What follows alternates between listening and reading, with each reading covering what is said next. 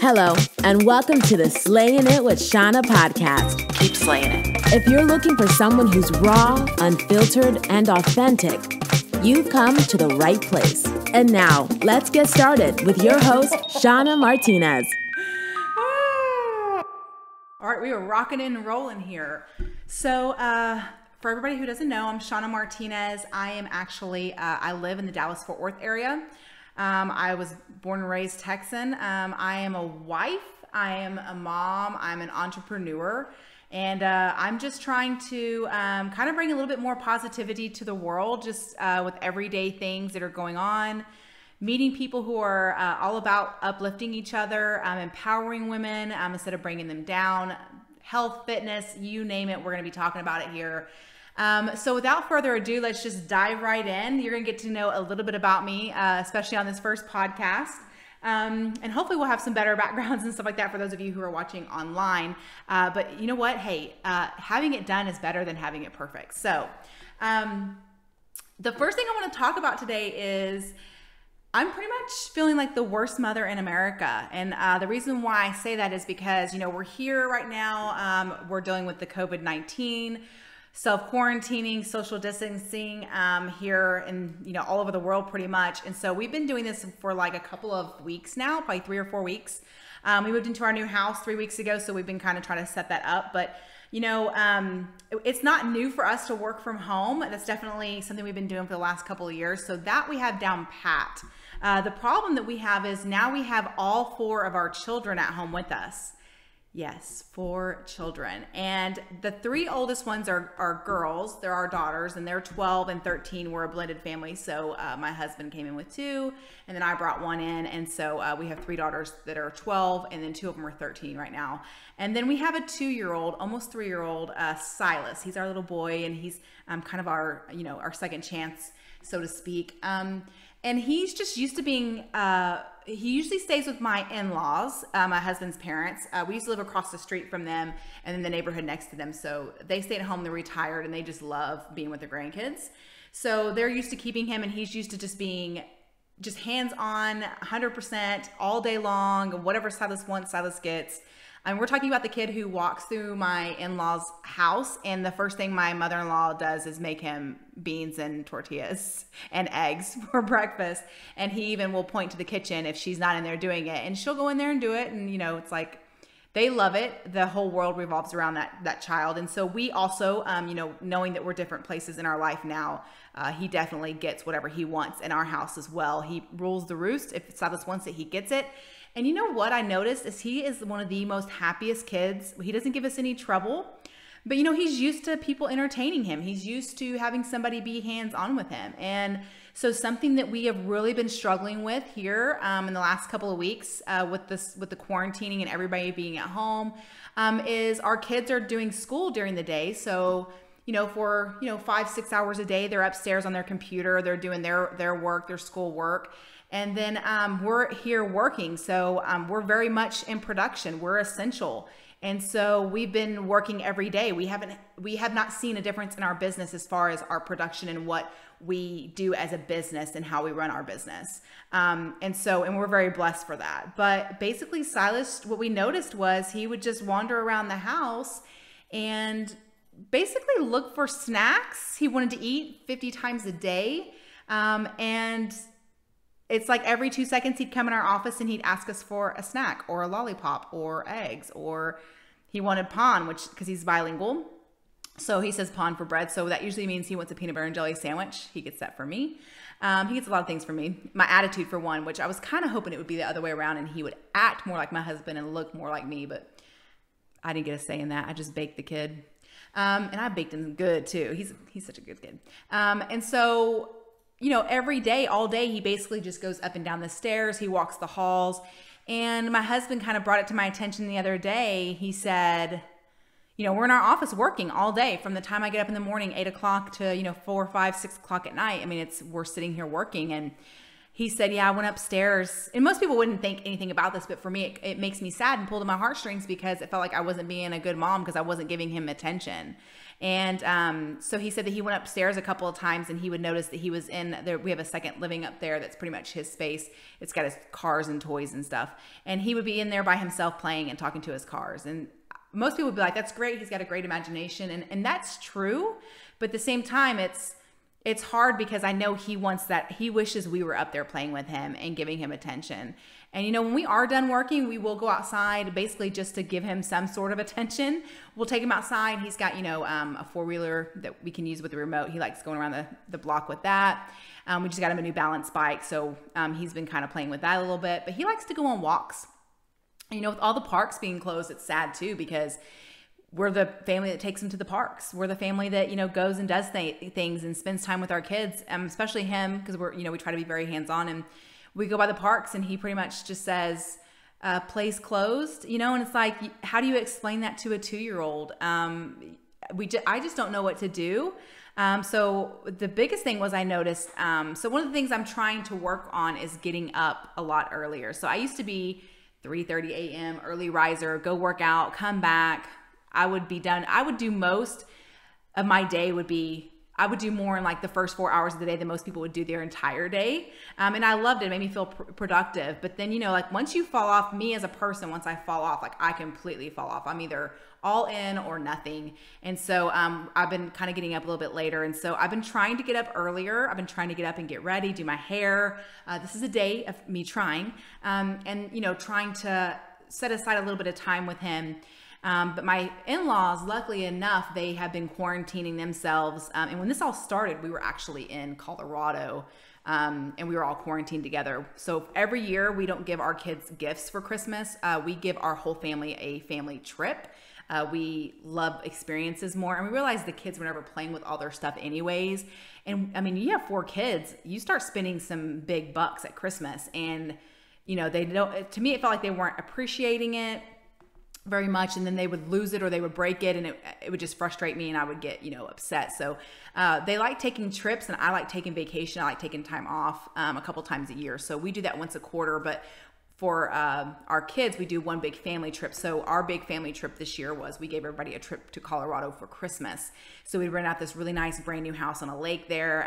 And so we went there. And so this actually, the quarantining stuff and the COVID-19 really hit the day we were leaving town.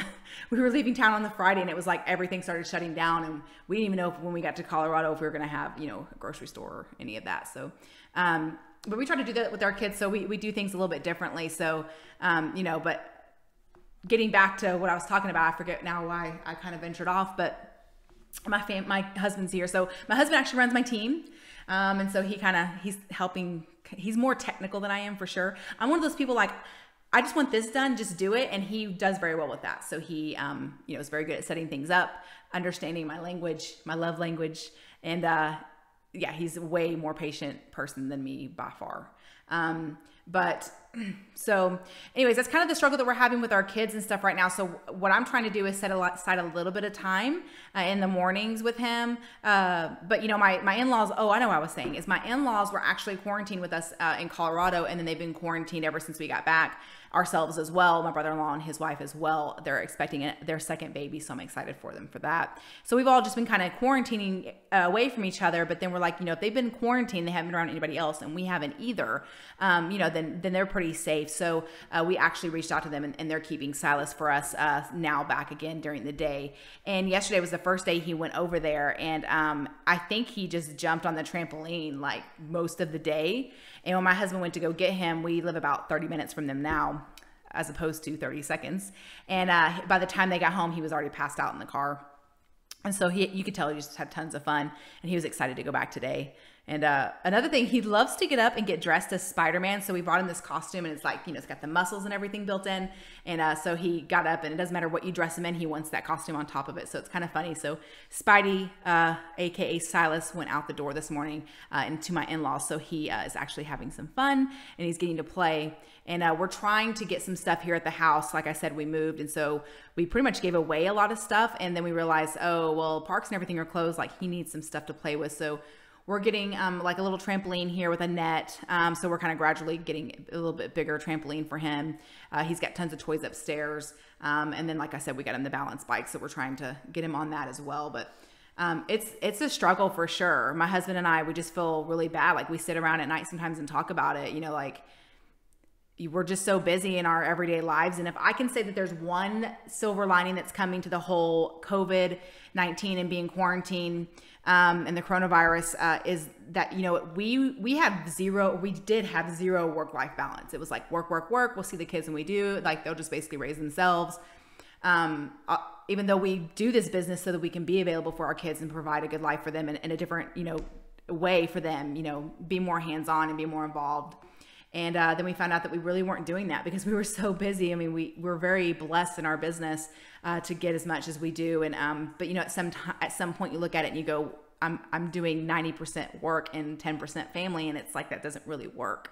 And so we've really used this time to kind of set up our house because we moved, and so usually we don't even unpack our boxes because we move so much. I think I average. Well, I say I because I'm the one who picks the houses and decides that we're moving, and my husband just like supports it. I'm married really good. Probably too good, actually. He should tell me no sometimes, but I don't want him to hear that. Forget you heard that. And so so now we're just trying to, you know, unpack our house, get our house in order, and make it feel homey because I'm hoping we'll stay here past our 1 year mark that we normally stay in a house. And then we're trying to take more time with our kids. So every night since we moved in, we've taken at least a 30-45 minute walk with the family. We walk around the neighborhood. You know, we stay 6 foot away.